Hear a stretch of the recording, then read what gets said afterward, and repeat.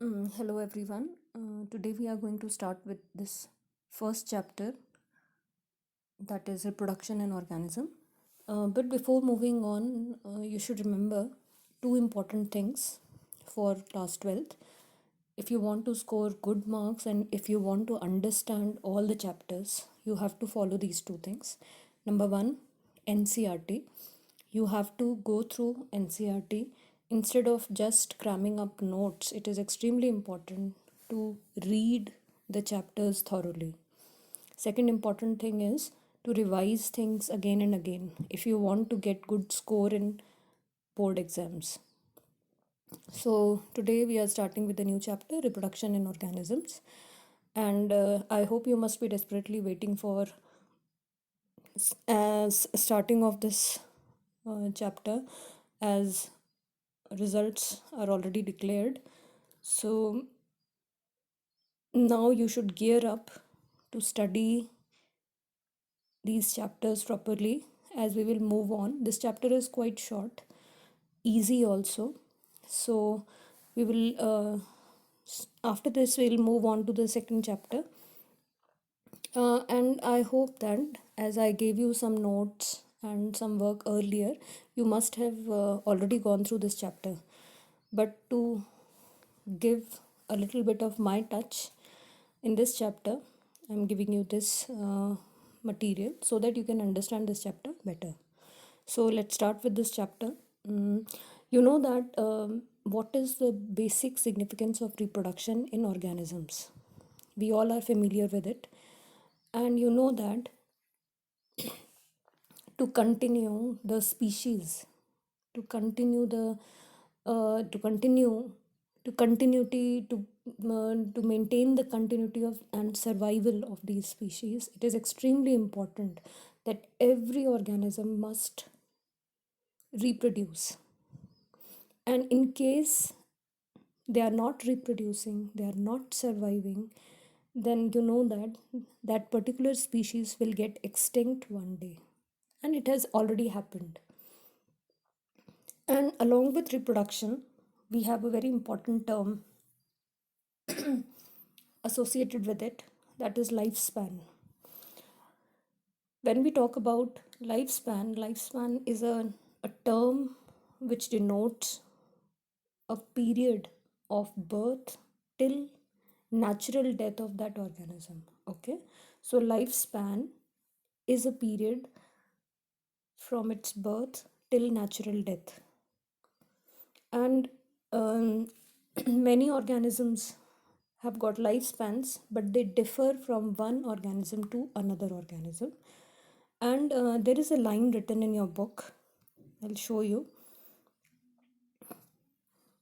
You can see that no individual is immortal except single celled organisms. And this is a line which is used and which is from which one question was asked in previous exams, that which organisms are immortal, are considered to be immortal. Give one example. So you have to write, the example is single celled organism. You can write any example. Easiest one is amoeba. Okay, so such kind of questions are asked from chapters. Okay, so it is extremely important to read chapters thoroughly. Now moving on.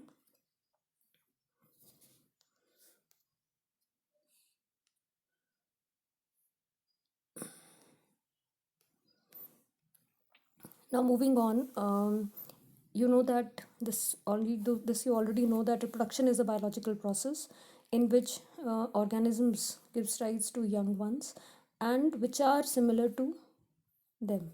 Okay, and similarly, we know that there are depending upon the type of organisms, whether they are simple, that means whether they are lower organisms or higher organisms, the reproduction is of two types. You know about it, that one is called asexual reproduction and another one is called sexual reproduction. So first of all, we are going to talk about asexual reproduction, you know that the simplest way of describing asexual reproduction is the type of reproduction in which only one parent is involved and there is no formation of gamete, therefore there is no fusion of gamete, and as a result there is no formation of zygote. Clear? So in asexual reproduction, offsprings produced are identical to one another and also to their parents.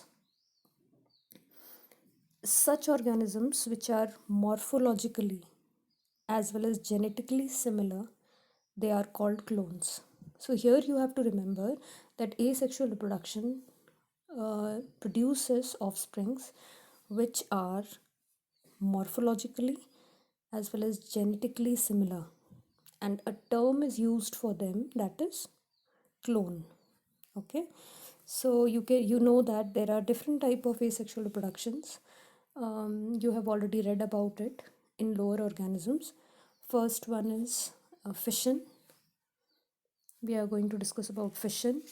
You know that fission is when a parent organism grows and divides into two or more daughter cells, then it is called as fission. Okay, and when we talk about fission, you know that there are two types of fission. One is called binary fission and second one is called multiple fission. So when um, an adult parent divides into two daughter cells, binary fission. Very good example is amoeba. And if the parent organism divides into more than two daughter cells, then it is multiple fission. A very good example is plasmodium. Okay. Now, second one is fragmentation. When an organism divides into, or you can say breaks into, breaks into many pieces, and each piece develops into an adult organism, then it is known as fragmentation. For example, it is usually observed in plants, lower plants. A very good example is Spirogyra. Spirogyra is a plant which is having filamentous growth, and when waves hit against it, these waves breaks them into many pieces, and it is observed that each piece then grows into a new parent plant, a new adult plant. Okay, then you another type of asexual reproduction is regeneration. You have heard about regeneration also. Now, when we talk about regeneration, there are organisms like Hydra and Planaria, especially animals. There are animals which, when cut into pieces, each piece is capable of developing into a new organism. Okay, so one example is Hydra, another one is Planaria. And regeneration is usually found in animals, whereas fragmentation is usually found in plants. Okay. Now moving on to the next type, that is spore formation. Now see, spore formation is found in lower plants, and where in during unfavorable conditions, spores are formed, having a thick layer of wall which protects the inner content. And it is very common in fungus. If you will see Rhizopus, you have heard about it. It is a bread mold. Then penicillium. It is useful in formation of antibiotic penicillin. So in these organisms, we have seen spores are formed. These are stored in some. It is stored inside sporangium, and in some it is not stored in sporangium, and it is formed on the tips. Wherever they fall, they grow into a new fungus. So this is spore formation, and the basic aim of this process is to protect them from unfavorable conditions. Okay, now moving on to another type of asexual reproduction, which is again very important. It is called sporulation. When we talk about sporulation is observed in amoeba. Although we know that it is a type of asexual reproduction which takes place in amoeba is fission, but sporulation is observed uh, when favorable conditions are absent, or you can say that when unfavorable conditions prevails, at that time we can see a formation of cyst, a formation of, you can say, thick wall around amoeba. uh, During this time it withdraws its pseudopodia and a thick layer, or you can say wall, forms around it, and that wall is called cyst. Okay, and this condition is called encystation. We call it encystation. So it forms cyst and it protects it from outside harsh conditions, and uh, during favorable conditions the cyst wall, it breaks and it causes release of, and then it divides into many daughter cells and it forms, and thus reproduction takes place. Okay, I hope it is clear now what is sporulation. So I'm repeating it once again. Formation of a cyst wall around amoeba where pseudopodia is withdrawn and a wall is formed. This condition is called encystation, which protects the inner content, and it takes place in amoeba during unfavorable condition. Okay. Now moving on, vegetative propagation. Now in plants also we have seen asexual reproduction. Um, Now, when we talk about vegetative propagation, name itself is explaining. Vegetative here means which are not involving reproductive parts. We have already discussed that vegetative here means stem, root, and leaves are vegetative parts. So we are not involving flower here, which is a reproductive part. So when new plants are produced from vegetative parts of plants, then it is called vegetative propagation. So there are various methods. Again, methods can be divided into two categories, broad categories: artificial method as well as natural method. Okay. Now, when we talk about artificial methods and natural methods, in artificial methods, you have heard about it: cutting, layering, and grafting. These are three artificial methods which are used for formation of new plants. Okay. Whereas if you will see natural methods, then again you know that there are certain parts of plants which can grow into new plants. Like very good examples are, you can see potato here on the screen, and this potato has got it is called tuber, and this tuber can germinate to form new plant. Then again in ginger, the this is stem of ginger, and which acts as a vegetative. It is again a vegetative part. It is stem, and it can be grown into to get new plants. Okay, you can see that lines are present here, and these lines are nodes, and the distance between these two lines are internodes, so they are close to each other, and this is called rhizome. This horizontal structure is called rhizome, and this is ginger. Okay. Then again you can see another structure C. This is bulbil. This is called bulbil of and this plant is agave. This is again a vegetative. It is used for vegetative propagation. Then again there are some plants in which leaves are used.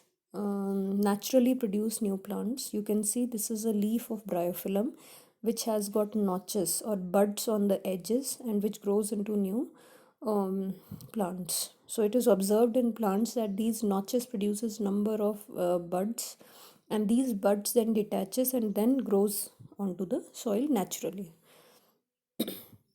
Then we have another structure. You can see this is water hyacinth, and this water hyacinth has got this is called offset.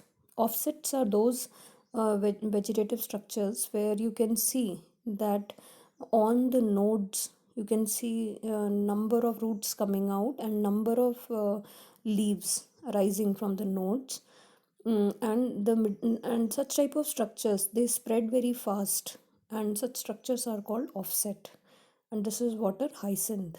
And you know that water hyacinth grows in water, like where sewage water or such waters are discharged, and they spread very fast because of this structure. This is again stem. So there are a number of structures which are used for vegetative propagations. They can be runner, like you must have seen in grasses. We have seen that from nodes, roots arises, and then roots attaches themselves to the soil. Okay, and they spread very fast. These are runner. So grass is example of runner. Ginger is a stem, which is example of rhizome. Mint is example of sucker, and potato is example of tuber. Then again water hyacinth is example of offset, and bulbil is example of agave. Okay, and bryophyllum is example of leaf. So there is another term for it which is called vegetative propagule. Okay, so vegetative propagules are all these structures, that is runner, rhizome, sucker, tuber, offset, bulbil, leaf, are called vegetative propagule because they have capacity, because they have potential to give rise to a new plant. So such structures can be stored and they can be again used to grow new plants. So such structures are called vegetative propagules. Very good example is, you must have seen golf ground. During summers it becomes dry, but as soon as rainy season comes, no one plants grasses over there. But after a certain period of time, you will see that grasses, as soon as rainwater comes, grasses, the whole area becomes green again. Why? Because they have vegetative propagules, runners, which regain this growth, and they spread to the whole area. It grows very fast and spread to the whole area and makes it green. Okay, now moving on, there are certain structures which are called asexual reproductive structures. First example is, you can see this diagram A, zoospores.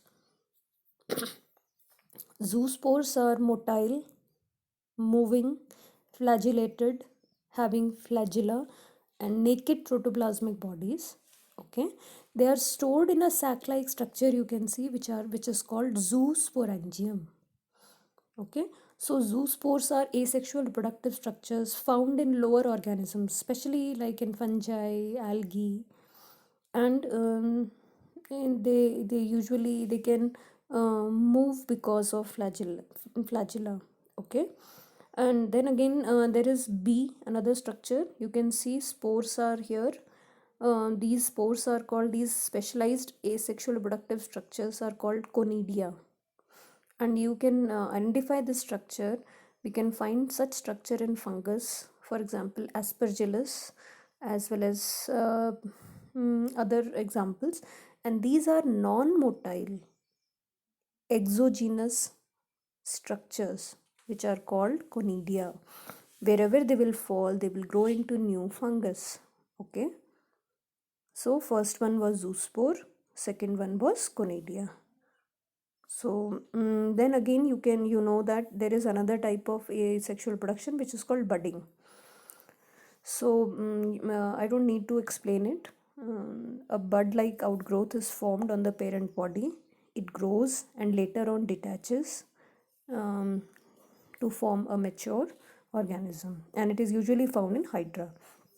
Then there is another very important structures which are found in sponges. These asexual reproductive structures are called gemmules. In D, you can see this is a small structure having small ball-like structures inside it. These balls are actually gemmules, and there is one opening you can see like a bottle, and this opening is called micropyle. Okay, so if you will see, this is micropyle, and these structures are actually gemmules. Okay, through these structures grows, wherever they fall, they grow into new sponges. Okay, I hope it is clear now, asexual reproduction. Now, before moving on, whenever you are going to make notes, you can make it like this. I've not added budding in it, you can add budding in it. Here you can clearly see types of reproduction, asexual, sexual reproduction, and where you can write it like this with examples so that you can learn them easily. Okay, so I'm not explaining it again. Then again, you know that there is a basic difference between asexual reproduction and sexual reproduction. I'm just repeating it once again. You know it. Single parent is involved. In sexual reproduction, two parents are involved. In asexual reproduction, gamete formation does not take place, whereas in sexual reproduction, there is formation as well as fusion of gamete. Okay. Then again, in asexual reproduction, mitotic division takes place, whereas in sexual reproduction, meiosis takes place. Then again, in asexual reproduction, new individuals formed are called clones, whereas in sexual reproduction, new individuals formed are not morphologically and genetically alike, so they are not clones, and they also have variations. So these are basic differences. Some of them which you have already studied about it in your previous class. Okay. So moving on to the sexual reproduction now. Now you know that this is a very important reproduction, sexual reproduction, where gametes formation takes place, and always remember that sexual reproduction has helped organisms to evolve into better organisms, and higher organisms are still evolving because of sexual reproductions. The main reason is it is complex, it is a very slow process, and it helps in bringing variations through meiosis, and variations gives them way for better survival. So sexual reproduction is a very important type of reproduction which is still helping organism to evolve into better forms. Okay, now when we talk about sexual reproduction, before moving on to sexual reproduction, I have on screen, you can see various number of questions are shown here, and these are some questions which can be asked in your exams. These are just type of certain questions. You can go through them and you can see that which type of questions are asked during exams. Okay, these are just some examples. Now moving on. Now see, when we talk about sexual reproduction, we have already discussed about lifespan.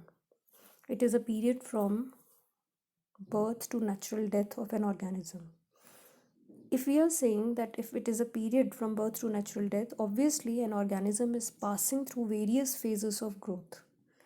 These phases of growth can be divided into juvenile phase or vegetative phase, reproductive phase, senescence, and the last one is death.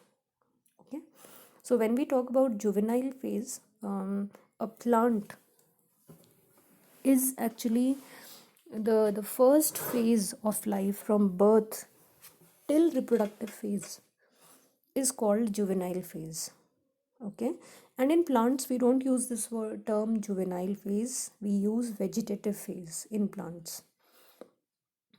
Then in reproductive phase, you know that the development of reproductive organs, physiological changes takes place in organisms, and they are actually getting ready for the phase where they will reproduce new organisms.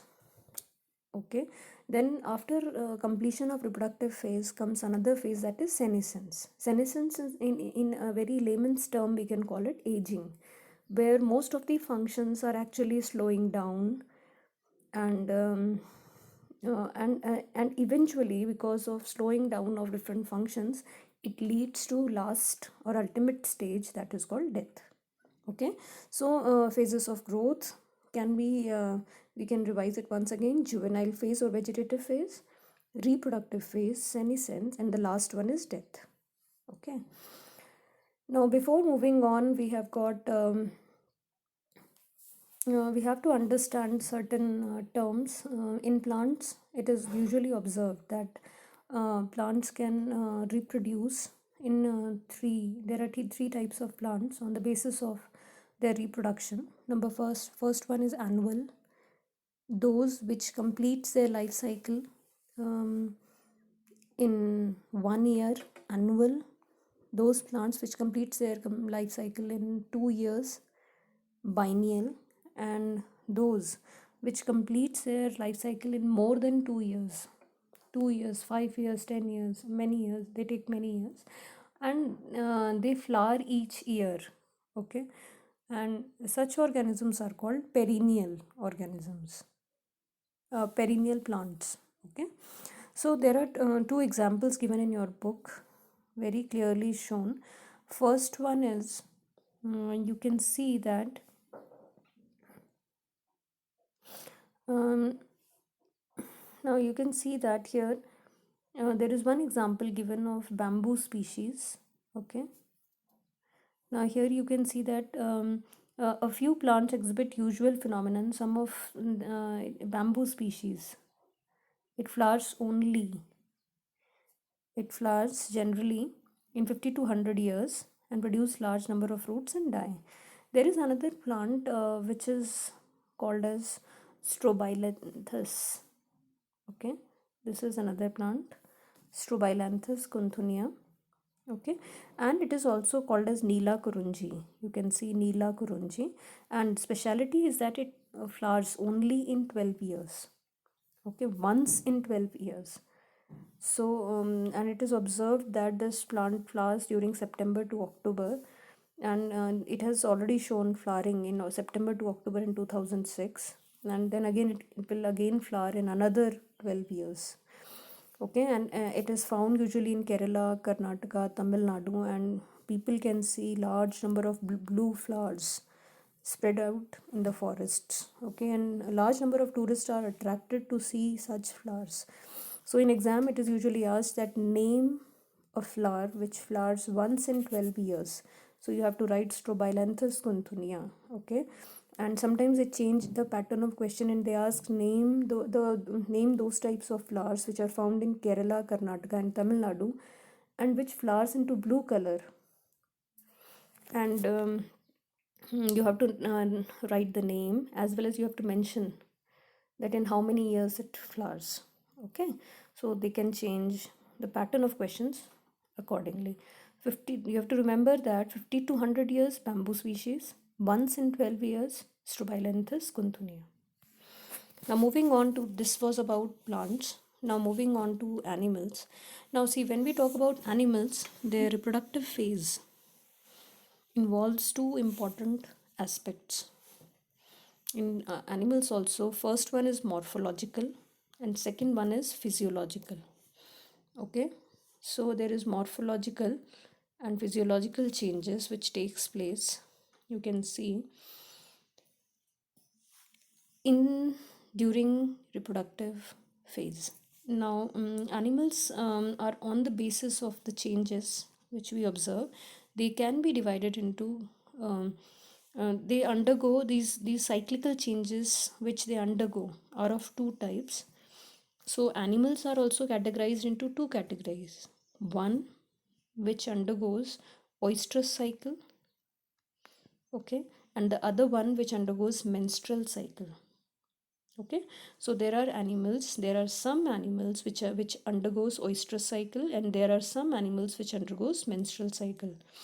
So we can categorize those animals which are primates, like monkey, apes and humans. They are kept in this, they undergo menstrual cycle, whereas non-primate animals like cows, sheep, rats, deer, dogs, tiger, they undergo oestrus cycle. Okay, so this is first basic difference between these two.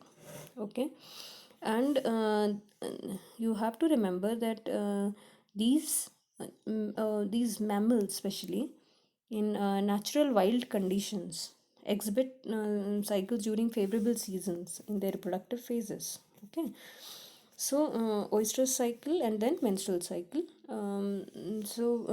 When we talk about these cycles on the basis of their breeding seasons, also on the basis of their breeding pattern, they can be again divided into continuous breeder or they can be seasonal breeder.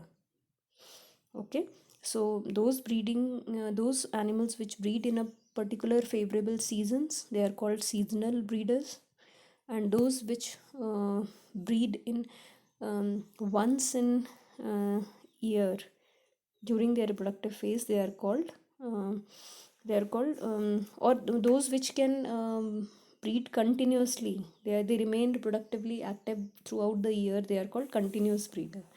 So there are we can divide them into two types of groups on the basis of cyclical changes: oestrus cycle, menstrual cycle, and those which are divided, they can be divided into continuous breeder. You can see here continuous breeders. Okay, and then again seasonal breeders. Here is this written, seasonal breeders. Okay, I hope it is clear. Now moving on. Now see, moving on to the most important part of sexual production. These sexual production takes place in organisms, and it is categorized into three categories, or you can say into three stages. First one is pre-fertilization, fertilization, third one is post-fertilization. Okay, so these all these three stages are complex, and they are extremely important for completing the sexual process of sexual reproduction during reproductive phase.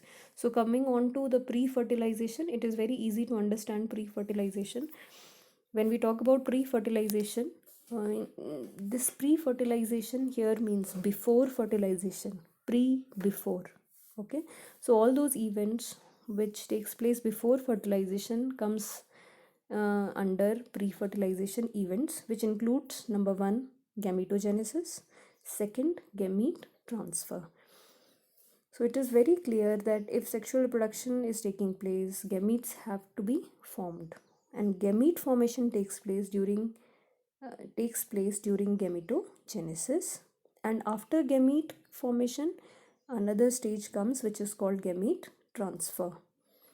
So gametogenesis takes place, and formation of gametes are of different types in different organisms. We can divide them basically into two categories. Some gametes are morphologically alike, they are called isogametes. Then there are some gametes which are morphologically and physiologically different, they are called heterogametes.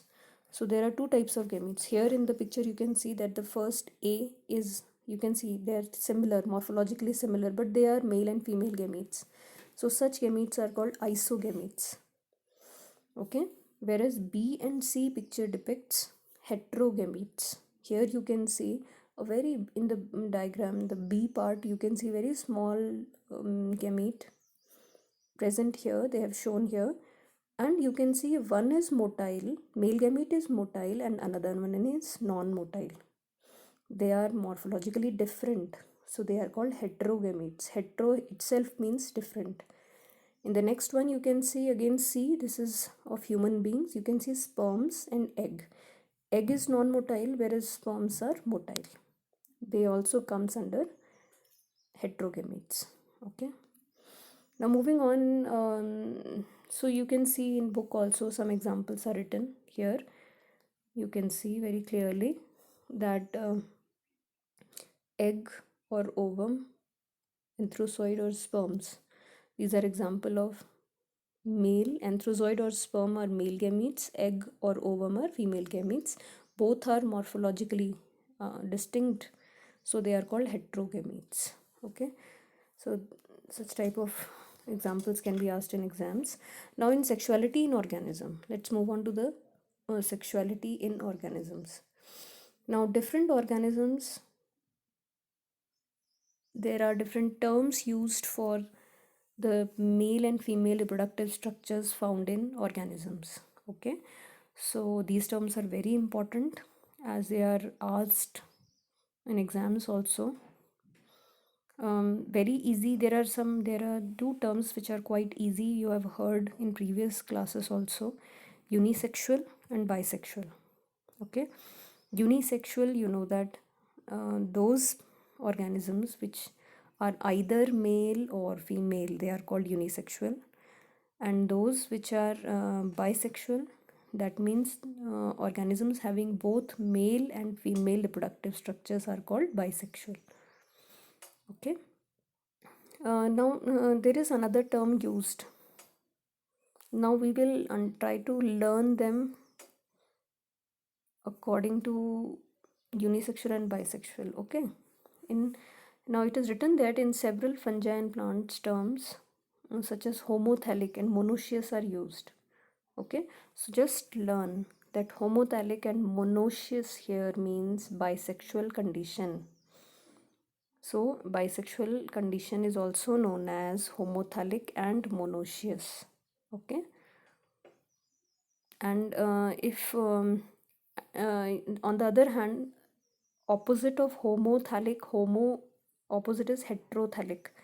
So heterothallic is also known as dioecious.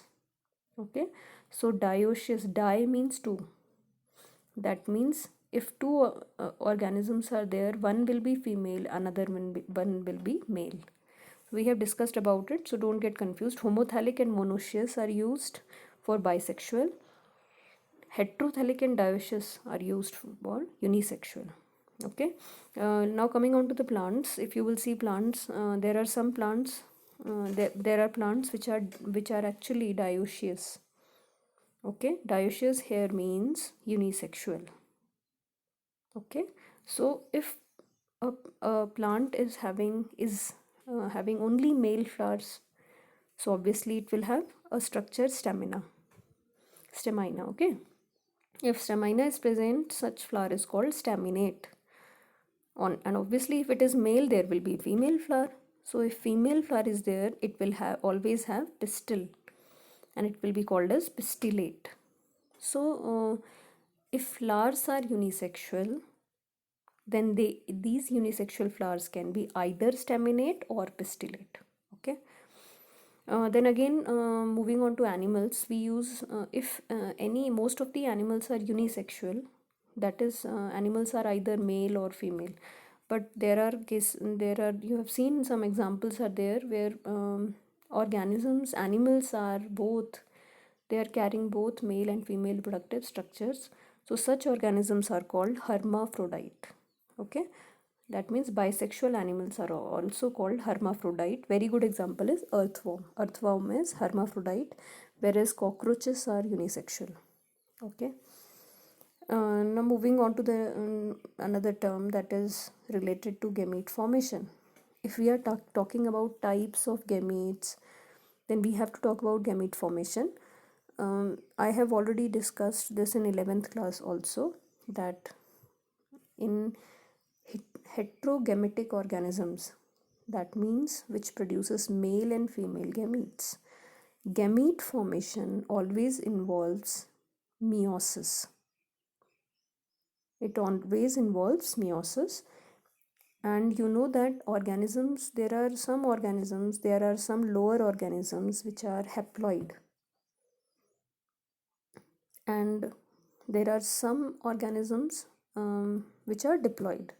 So very good examples are, you know that in fungi, algae, bryophytes, they are haploid organisms, whereas the other one, that is pteridophytes, gymnosperms, even in animals, human beings, most of the animals are diploid. Okay, so if any animal is diploid, obviously it will form gametes which will be haploid. So which type of cell division will take place in such organism? You know it, that it is meiosis. So diploid organism will undergo meiosis, that will half the number of chromosome and give rise to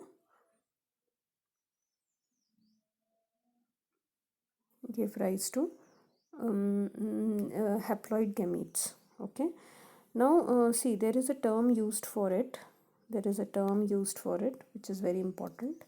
This is called meiocyte. Okay, in diploid organisms there are some specialized cells which undergo meiosis. All cells, you know that if we are having in our whole body, only reproductive organs will have those specialized cells which will undergo meiosis, and such cells which undergo meiosis are called meiocytes. They are also called gamete mother cells. Okay, so in our reproductive organs we have gamete mother cells. Another term used for them are called meiocytes, which are diploid. Meiocytes are diploid, and now they will undergo cell division, that is meiosis, and they will become haploid. Okay, so in your book you can see there is one diagram shown. Nowadays diagrammatic questions are also asked very often. So you can see that earthworm is hermaphrodite. Okay, having both ovary and testis, you can see here. Then again there is another example where you can see that cockroach is shown. There is male and female, so they are unisexual, having male and female in different bodies. Okay, then there is another example of algae. This is Chara. It is having sex organs. Female sex organ is called oogonium, and male sex organ is called antheridium. Okay, so mostly it can be asked that what do we call male sex organ? Antheridium, and female sex organ is called oogonium and Chara.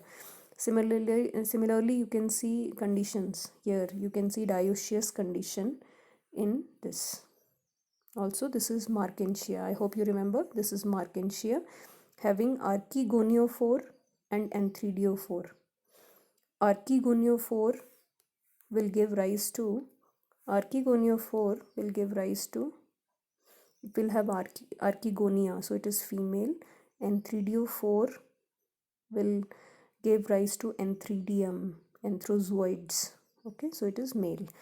And you can clearly see that there is a male thallus and female thallus. That means this condition is dioecious.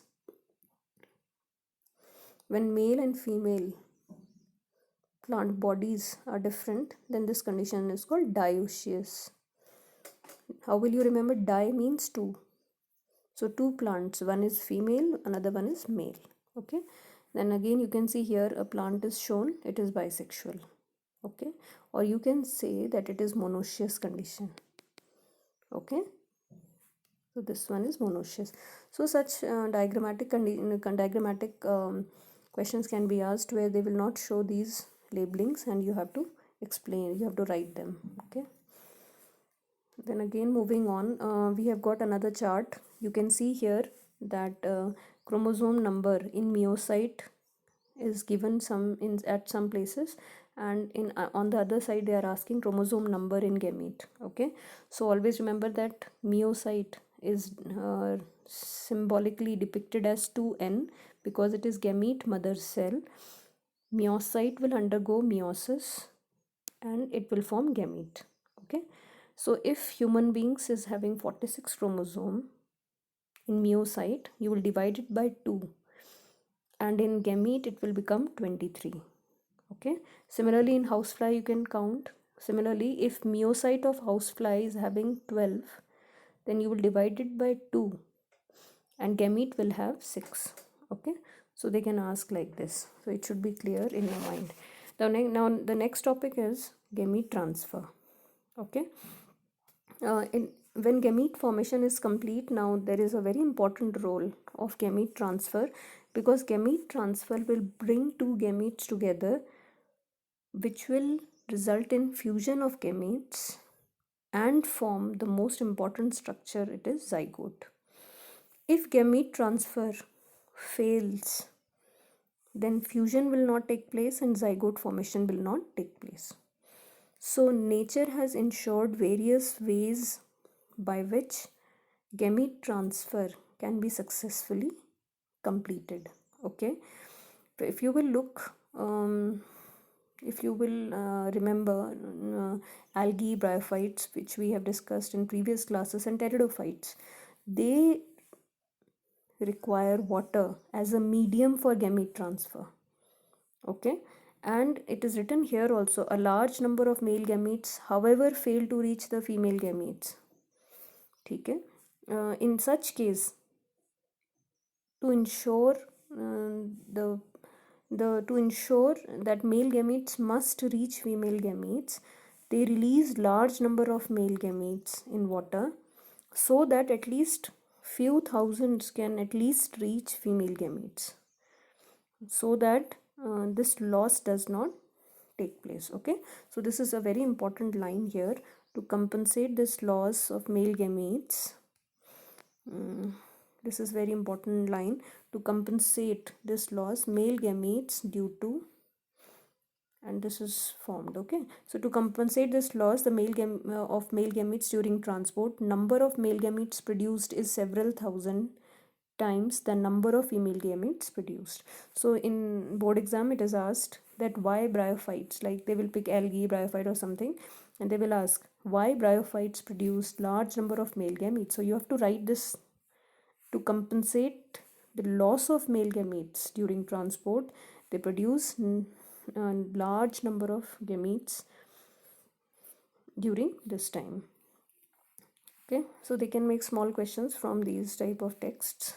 Now moving on, you know that when we talk about plants, plants have got a very special mechanism which is called pollination, where male gametes are transferred from the plant to the female gamete, to another flower or to the same flower through various means, and pollination takes place, where pollen grains go and they stick on the stigma surface and they germinate to form pollen tube, and then these pollen tube takes gametes till the egg cell, near the egg cell. So you remember this whole phenomena, I think. So pollination is nothing but transfer of male gamete from anther to the stigma of female gamete. Okay, and for this process successful transfer is extremely important, which takes place through wind, water or animals. Okay, now moving on to fertilization. You know that if a gamete has been transferred, now the next step is fertilization. They are close to each other and fusion will take place now, and this fusion of two gametes is called syngamy, and it is also called fertilization.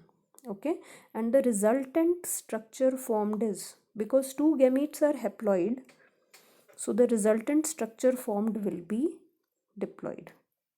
Okay, so diploid zygote will be formed here. And when we talk about fertilization, generally in most of the organisms zygote formation takes place through fertilization, but there is one process which is different in some organism, where fertilization does not take place. That means a female gamete undergoes development to form new organism without fertilization. Okay, and this phenomena is called parthenogenesis. Okay, so this is a very important, sometimes in exams it is asked that rotifers or honeybees, they will give example, or lizards, yeah, or birds, they can give example of birds also, turkey, especially turkey. Which type of fertilization takes place in them? You have to write that the female gamete undergoes development without fertilization, so they undergo a very different process which is called parthenogenesis. So you have to remember here that female gamete does not fuses with male gamete here. Instead of this, female gamete undergoes development directly to form new organism without fertilization. And this whole process is called parthenogenesis.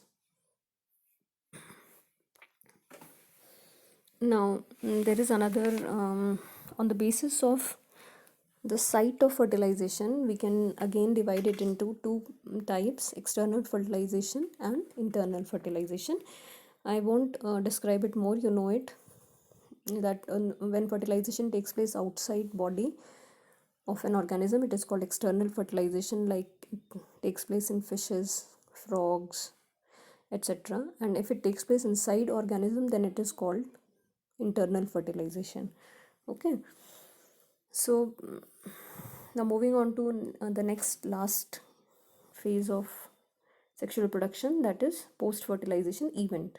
So when we talk about post fertilization events, you know that after completion of fertilization we get a structure which is called zygote. Okay, so it is extremely important to remember that these zygotes are mostly diploid in nature because they are formed after fusion of two haploid zygotes. Okay, I'm trying to focus on one line. It is usually asked that further development of the zygote depends on the type of life cycle the organism has and environment it is exposed to. Okay, now in fungi and algae, here it is written that in fungi and algae, the further development of zygote depends upon the conditions. If conditions will be favorable, they will germinate and grow into new organism. If conditions are unfavorable, to protect zygote from desiccation or from other problems, a thick wall is formed which is resistant to desiccation and damage, and it remains in that condition till favorable condition, till arrival of favorable condition. So you have to remember that zygote development in algae and fungi depends upon unfavorable and favorable condition. So in exam generally it is asked that what will happen to a zygote if thick wall if unfavorable conditions prevails. So you have to write that it develops a thick wall that is that keeps it resistant to desiccation and damage. Okay, then there is another question usually asked, this, that zygote is the vital link. So it is asked that name the structure which is asked name the structure that ensures continuity of species between organisms. So answer is zygote. It was asked in previous exams, so it is extremely important. Now again see, there is one line written here that in organisms with haplontic life cycle, haplontic life cycle here means there are some organisms which are not diploid throughout their life cycle. That means they are haploid. Okay, if they are haploid, what happens to the zygote? So in organisms which are having haplontic life cycle, zygote divides by meiosis to form haploid spores. Okay, so when gametes are formed, two gametes are already haploid. When haploid gametes fuse, they will form when haploid gametes will fuse, they will form diploid zygote. Okay, so diploid zygote will now again undergo another process, that is meiosis, and after meiosis here it will form haploid spores. You have to remember this, that in haplontic cycle zygote divides by meiosis and form haploid spores, so that new organisms are will be haploid. Okay, because their life cycle is, you have to remember that because their life cycle is haplontic life cycle. because their life cycle is haplontic life cycle. I hope it is clear.